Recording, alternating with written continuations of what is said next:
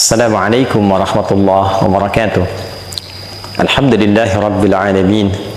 Wassalatu wassalamu ala an-nabiyil karim, nabiyyina wa sayyidina Muhammadin wa ala alihi wa sahbihi ajma'in, wa ba'd.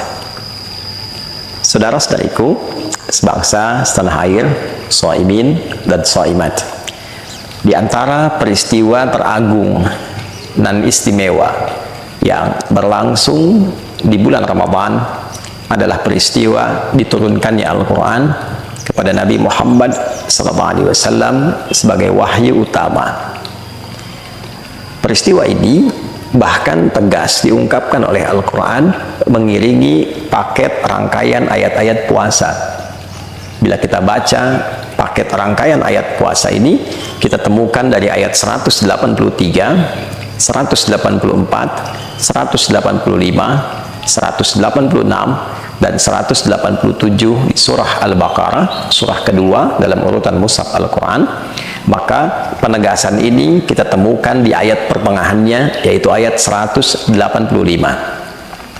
Allah Subhanahu wa ta'ala tegas menyampaikan, berfirman, "Syahrul Ramadan alladzi unzila fihi al-Quran hudan linnas wa bayyinatin minal huda wal furqan." Di bulan Ramadan yang diwajibkan engkau menjalani ibadah puasa itu, saat itulah diturunkan Al-Quran. Al-Quran diturunkan bukan sekedar menjadi kitab bacaan, untuk sekedar kita tilawahi, kita baca, kemudian kita lantunkan dalam keseharian. Tujuan utama Al-Quran diturunkan, kata Allah, hudan linnas, adalah sebagai pedoman berkehidupan untuk seluruh manusia tanpa kecuali. Wabayyinatin minal huda, dan penjelas dari pedoman itu. Dijelaskan bagaimana kita terlahir, untuk apa kita berkehidupan, bagaimana perkembangan dan tumbuh kita dari kecil sampai dengan dewasa, bagaimana kita memilih beraktivitas di dunia yang kita jalani ini, bagaimana kita menata kehidupan yang baik, apa yang harus dikerjakan, apa yang mesti ditinggalkan, bagaimana kita menjalani hidup sampai ke ujung wafat kita meninggalkan dunia, peristiwa apa yang terjadi dalam konteks kita meninggalkan dunia ini saat sakaratul maut, apa yang terjadi di alam kubur, bagaimana keadaan manusia saat dibangkitkan, seperti apa peristiwa dalam kebangkitan itu, bagaimana dan kapan serta di mana manusia dikumpulkan setelah kebangkitan, hingga pada puncaknya adalah penghisaban dan penentuan apakah mendapatkan ridha dan rahmat Allah dengan surga itu, ataukah bertempat di tempat hukuman yang kita kenal dengan neraka itu. Itulah Al-Quran. Jadi saat kita diperkenalkan oleh Allah dengan Al-Quran, mukjizat teragung yang melekat pada kerasulan Nabi Muhammad SAW, dalam saat yang bersamaan kita diajari tentang cara berkehidupan. Al-Quran bukan sekedar mukjizat. Al-Quran adalah manhaj. Al-Quran adalah pedoman yang mengeluarkan kita dari segala macam kerumitan dan kesulitan hidup menjadi cahaya yang mengiringi kita pada kemudahan dan kenyamanan dalam berkehidupan. Itulah sebabnya Allah memberikan satu contoh yang menggugah pada diri kita dan mengajak akal kita dalam saat yang bersamaan untuk berpikir.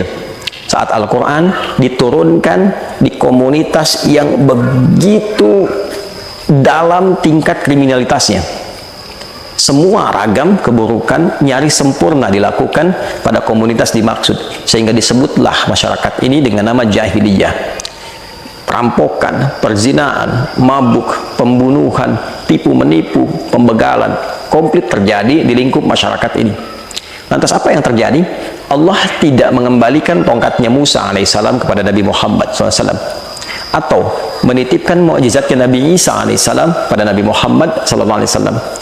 Namun Allah Subhanahu wa ta'ala mengirimkan satu pedoman tata cara berkehidupan yang elegan, yang ideal, sehingga mampu merubah tatanan masyarakat yang berada di titik nadir keburukan itu, berubah menjadi contoh teladan pada masyarakat terbaik yang pernah hidup di muka bumi. Jahiliyah berubah menjadi khair ummah.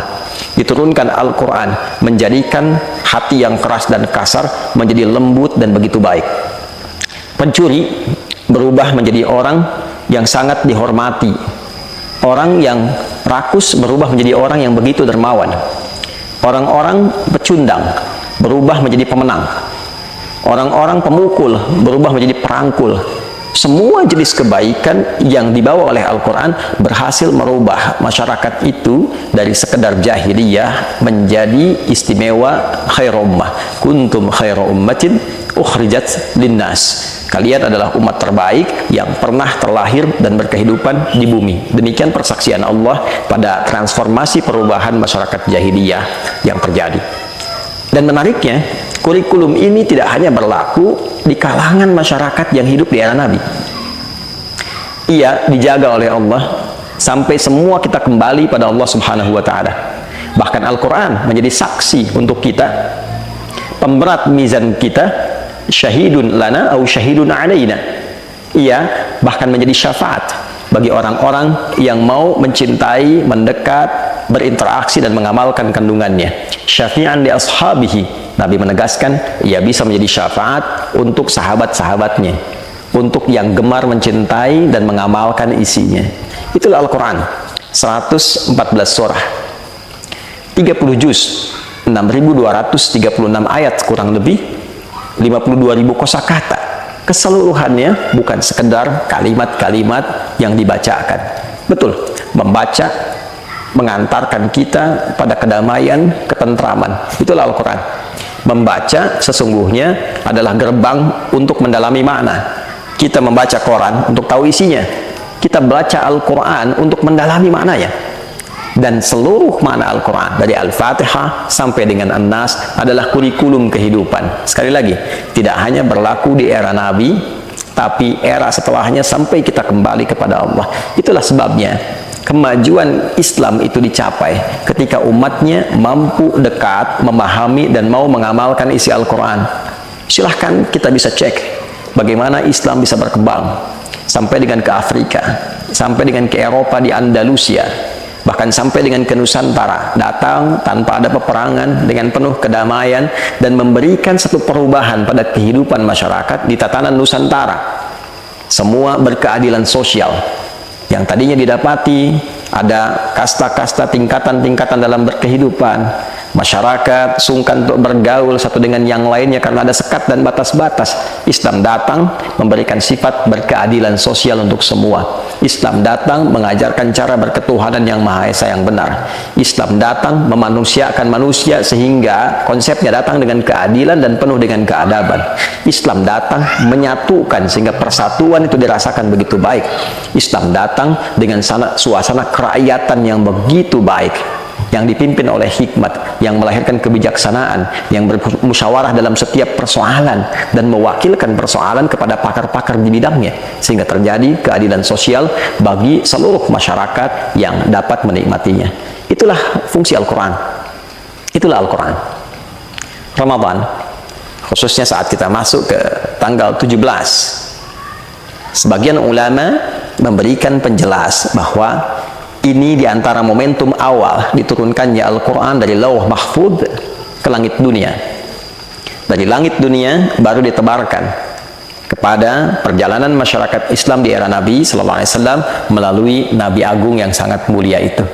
Turunnya Al-Quran dari Lauh Mahfudz ke langit dunia yang diviralkan dan diketahui oleh semua bagian penduduk langit, itulah yang disebut dengan Nuzul Al-Quran, yang memberikan gambaran besar yang terdapat di dalamnya kemuliaan di satu malam, yaitu malam Al-Qadar. Sedangkan turunnya kepada Nabi SAW sesuai dengan peristiwa-peristiwa dan kebutuhan masyarakat pada saat itu, sehingga menjadi kurikulum bagi kita sampai dengan saat ini, diberikan oleh Allah dalam durasi waktu yang sesuai dengan perjalanan dakwah Nabi Muhammad SAW. Kurang lebih 22 tahun beliau berkehidupan dan menjalani masa dakwah. Untuk itu, teman-teman semua, sekarang saatnya kita mengeluarkan kembali kurikulum itu.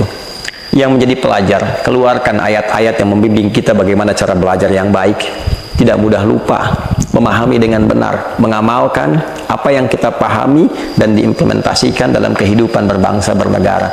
Ayat-ayat tentang penyelenggara negara, bagaimana menjadi pemimpin yang adil, yang baik, ayat-ayat tentang kehakiman, bagaimana menjadi hakim yang jujur, yang mulia, sehingga dipanggil dengan kalimat yang mulia. Ayat-ayat tentang keamanan saat bertugas di TNI, di Polri. Ayat-ayat tentang parlemen, bagaimana menjadi utusan yang baik, bagaimana menjaga amanah masyarakat, bagaimana seorang anggota dewan akan dihisab. Ayat-ayat tentang bisnis, bagaimana berbisnis yang benar, yang tidak merugikan, tidak memonopoli, mensejahterakan, membangun kemakmuran untuk sesama. Ayat-ayat tentang kerakyatan, bagaimana menjadi rakyat yang baik, bagaimana menjadi rakyat yang kompak, bagaimana menjadi rakyat yang akur, yang bersatu, terjauh dari perpecahan. Ayat-ayat yang membimbing para ustadz, para agamawan untuk menjadi pencerah, menghindari diri dari berbagai tipu daya tarikan dunia, bukan menjual diri, menjual ayat-ayat demi kepentingan-kepentingan materi. Semua tuntunan itu mengantarkan kita pada kesejahteraan dan kemakmuran bersama. Itulah Al-Quran. Saatnya untuk merenung kembali, saatnya untuk berinteraksi dengan serius dan mengamalkan isinya. Setidaknya kita bisa amalkan di tempat yang kita cintai ini, di negara yang kita pijak, negara Kesatuan Republik Indonesia. Semoga Allah memberikan hidayah kepada kita. Semoga Allah menjadikan kita bagian dari ahli Al-Quran yang diterangi di dunia, diberikan cahaya di alam kubur, dan mendapat syafaat saat di akhirat kelak.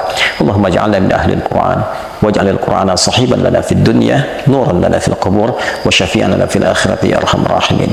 Rabbana atina fid dunya hasanah wa fil akhirati hasanah wa qina adzaban nar.